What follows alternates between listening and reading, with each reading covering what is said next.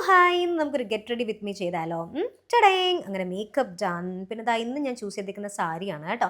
ഒരു സിമ്പിൾ സാരിയാണ് എനിക്ക് സ്വാസ എന്ന് പറഞ്ഞൊരു ഇൻസ്റ്റാഗ്രാം പേജ് അയച്ചു തന്നാണ് അവർക്ക് ഇതുപോലെ കുറേ റെൻറ്റൽ കളക്ഷൻസ് ഉണ്ട് ബ്ലൗസ് നല്ല അടിപൊളിയായിട്ടുണ്ട് അതുപോലെ തന്നെ കളറും എൻ്റെ സ്റ്റൈലിസ്റ്റ് ലിജി എത്തിയിട്ടുണ്ട് അപ്പോൾ അതാ ഹെയർ ഒക്കെ ചെയ്തു അതുപോലെ തന്നെ സാരിയൊക്കെ ടേപ്പ് ചെയ്ത് തന്ന ലിജിയാണ്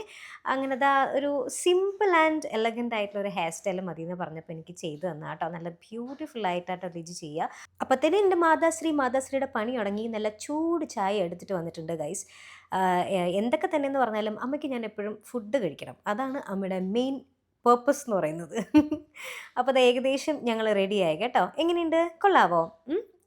എനിക്ക് ഭയങ്കര ഇഷ്ടപ്പെട്ടു കേട്ടോ ഈ ഗെറ്റപ്പ് ആക്ച്വലി ഈ സീരിയലിനൊക്കെ ഞാനിങ്ങനെ എപ്പോഴും നാടനായിട്ട് റെഡി ആയിട്ട് ഇതുപോലെയൊക്കെ എപ്പോഴെങ്കിലും റെഡി ആകുമ്പോൾ എനിക്ക് ഭയങ്കര സന്തോഷമാണ് കേട്ടോ അപ്പോൾ ഞാൻ പോകാൻ പോകുന്നത് ഒരു അവാർഡ് ഫംഗ്ഷനാണ് ഈ അവാർഡ് ഫംഗ്ഷന് എനിക്ക് ഭയങ്കര ഇഷ്ടപ്പെട്ടൊരു ചീഫ് ഗസ്റ്റ് വരുന്നുണ്ടായിരുന്നു പറഞ്ഞു സോ അതിൻ്റെ സന്തോഷമാട്ടോ കണ്ടത് ഉർവശി മാം ഞാൻ ഭയങ്കര സന്തോഷമായിരുന്നു ഞാൻ അഡ്മയർ ചെയ്യുന്ന ആൾക്കാരിൽ ഒരാളാട്ടോ മാം പിന്നെ അവിടെ നിന്ന് ഒരു അവാർഡൊക്കെ കിട്ടി അവിടെ നിന്ന് മടങ്ങി